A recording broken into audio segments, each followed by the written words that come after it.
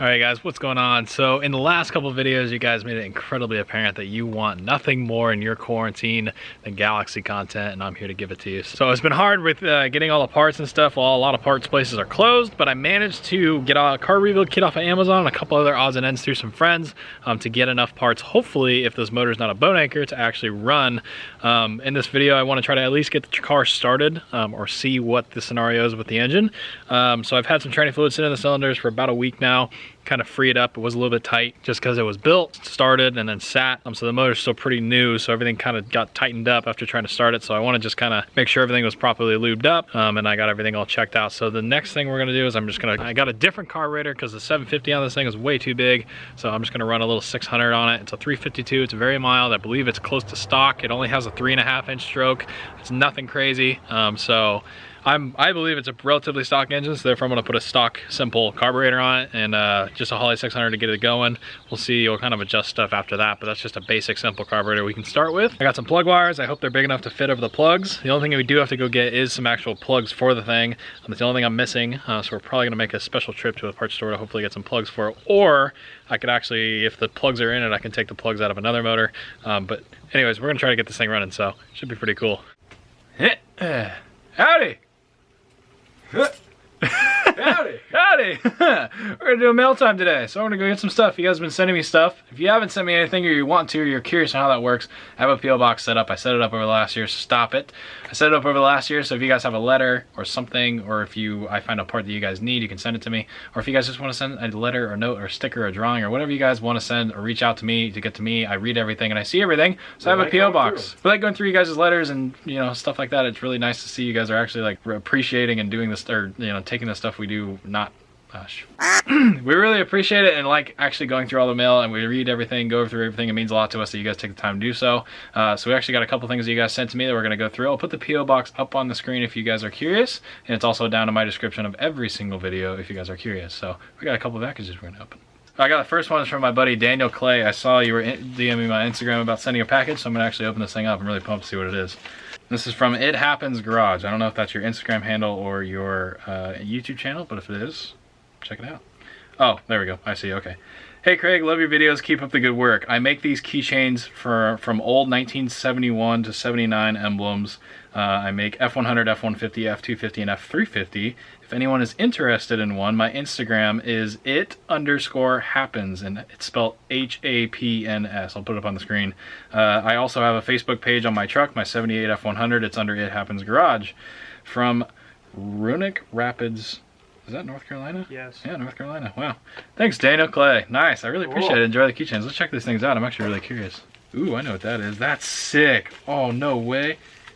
That's the other reason I have this set up, is I want you guys to, I really like it when I see your guys' creativity, because you guys think of the most like out of the box awesome things that I've never thought of before. And I use them. A lot of the stuff you guys send, I use almost every day. Some of the stuff, it's like crazy what the human mind can conceive. Look at this. That's so sick. That's rad. That is an actual F100 of them. That's so cool. Oh, wow. You can see, yeah. That's so cool. Wow, he modified it and actually made a keychain out of it. That is going on my keys right now. Thank you, Daniel. I really appreciated that. That's sick. That's sick. Dang, we'll have to get one of those made for Sean's new vehicle. That's pretty freaking cool, though. That is so cool.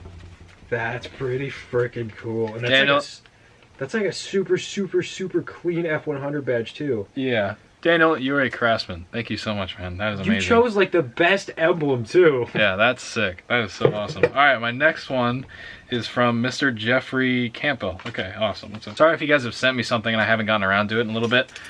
Super busy with schools, you guys always know. I say that a lot, but it's actually true. YouTube is a hobby and a job, but I can only do it when I can. Craig, I hope you like these stickers. Love your truck. Thanks. Awesome. Appreciate it. Let's see what these are. Got a big old Sunoco sticker, heck yeah. Asshole, nice.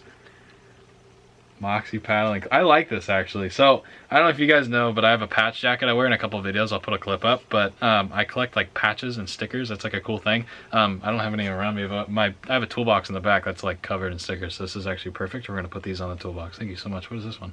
Right there. The museum. You gotta see it. Museum of Transportation. Nice, these are pretty cool. Thank you, man, I appreciate it. That's awesome. We're gonna put these to work. Well, thank you, Jeffrey, and thank you, Daniel. If any of you other guys want to send something out, I always I don't ever enforce it, but I greatly appreciate you guys' time that you put into this stuff. So thank you so much, Daniel, as well as Jeffrey, for this stuff. Now let's get right back in the video.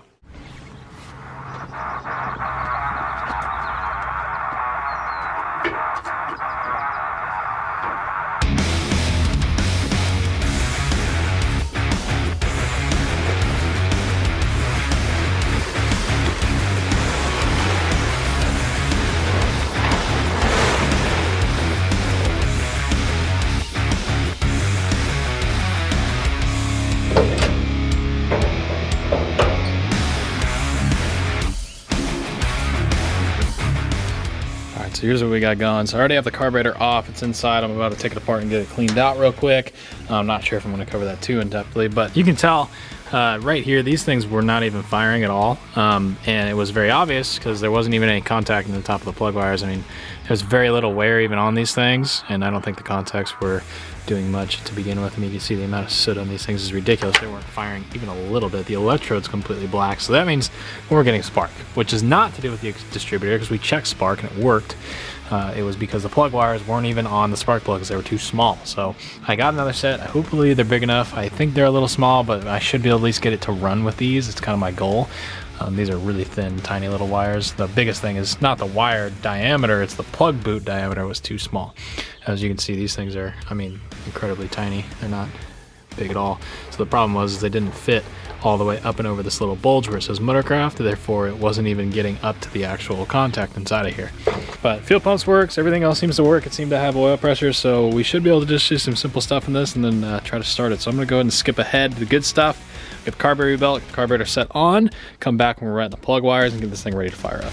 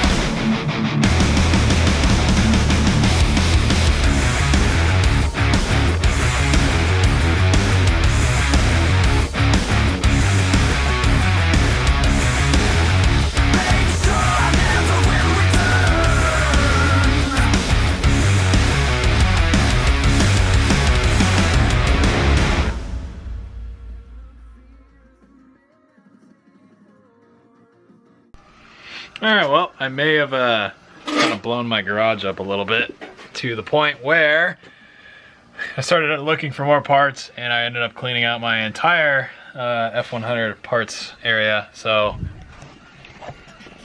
there's just a little bit of everything kind of everywhere. I don't know why. I have like 4 wing windows. That's a 3-speed floor mount. Oil coolers, a bunch of lines. 4-speed T10 for no reason, torque converter, real ambers, a bunch of stuff that's going to make you guys comment saying you want it, some more useless stuff, water neck that's junk, gaskets, belt that was in this box that's for my truck, so when I break down that's completely useless, bunch of miscellaneous stuff. Found 3 carb rebuild kits when I keep buying them for no reason. I know I'm not the only one that can relate to that. Alright, so here is our factory spacer, water neck, gasket, whatever the heck you want to call it. Our carburetor arm right here, this guy, I'll put a little arrow to it so you guys can see it. This guy, when throttle comes down, as you can see, it actually swings down, and what it's doing, you can see how close it is to the side of the throttle body, because this gasket or this spacer has a casting on it. It's actually hitting the lip, so it's kind of hanging up the throttle a little bit, so I don't want my throttle to ever stick or have anything restricting throttle. So I'm just going to go ahead and take a very worn out flap disc, not a crazy one, just kind of brush off the casting and then put it in the wire wheel or sander and just kind of clean this off on both sides, get rid of the casting so I don't have any worries about it actually hitting anything. So I'm going to go ahead and clean that up.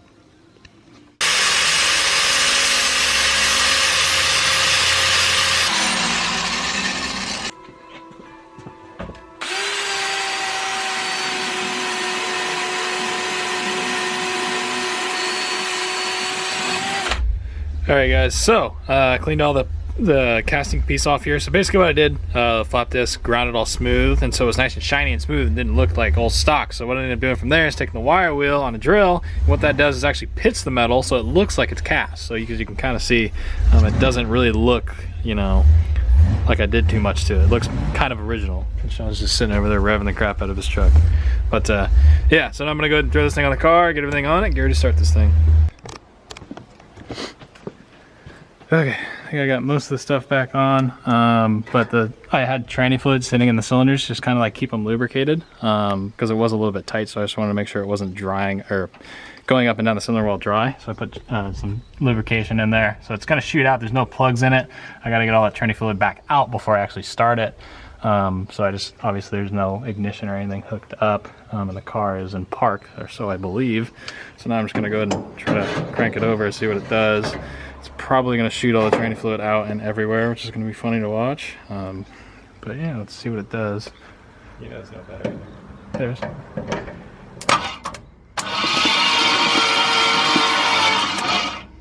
It spins over now. Oh.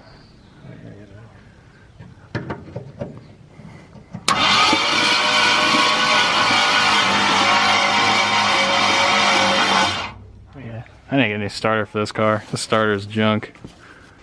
Alright, I just want to make sure this top end's doing its job.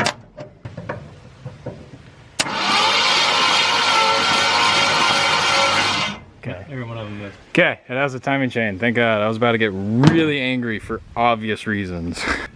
Alright guys, so we're very close. I just got a little bit of wiring gremlins I'm figuring out right now. This whole starting with the key thing is not going my way right now, as you could probably tell when I look at stuff like that. Yeah, so I'm just gonna fix all this stuff. There's just wires all over the place, stuff that's just not safe. So I'm just going through all that now, so I don't have to do it later.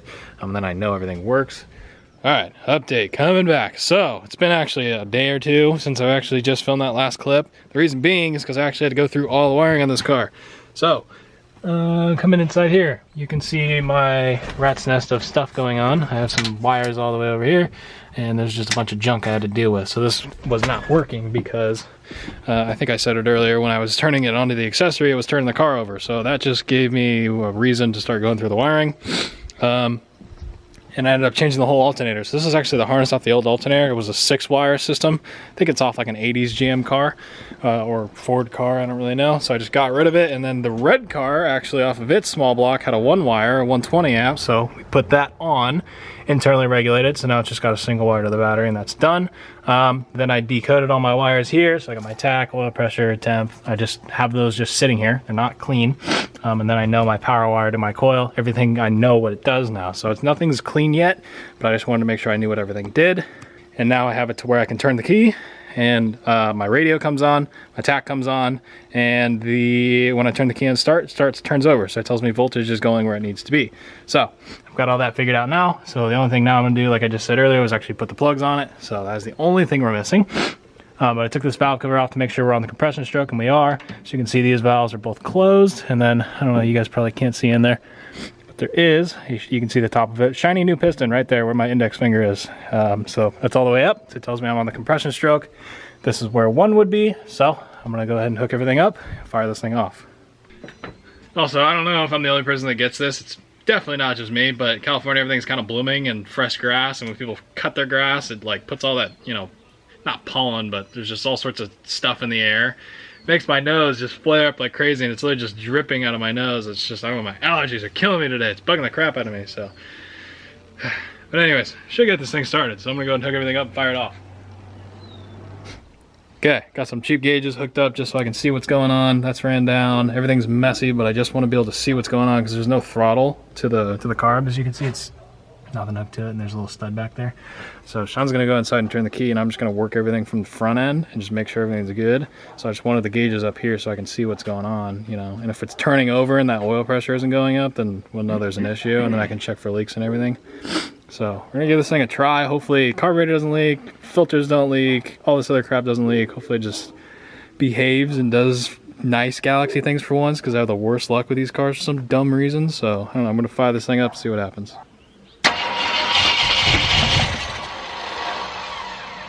Blinkers are on. Yeah, wait a minute, I want to dry start it so I can check for oil pressure.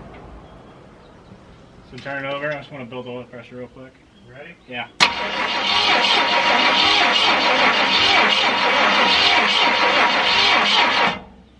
Alright, that's not giving me any fluid through this for some dumb reason.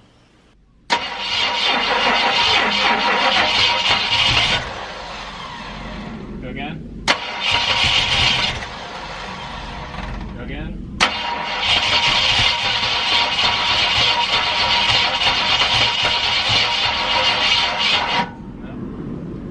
Close. Yeah.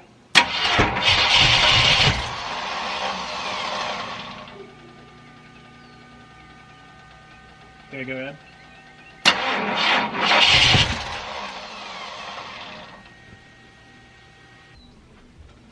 Okay.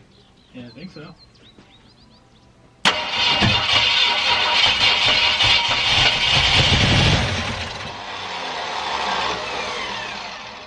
Throw it. Wait a minute. Ready? Yeah.